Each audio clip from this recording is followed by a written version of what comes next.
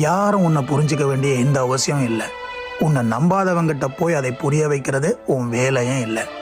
பிரச்சனை எவ்வளவு பெருசாக இருந்தாலும் பிரச்சனை இல்லை, உன் கவனம் முழுதும் உன்மேல் மட்டும் இருக்கும்போது. கோபம் வரும்போது நிதானத்தை இழந்து நீ அசிங்கமாக பேசிடாத. அப்புறம் நீ பேசுனது தான் பெருசாக தெரியுமே தவிர நியாயம் தெரியாமலே போய்விடும். உனக்கான பாதை சரியாக இருந்தால் மற்றவர்கள் பேசுவதை பற்றி எதையும் நினைக்காதே.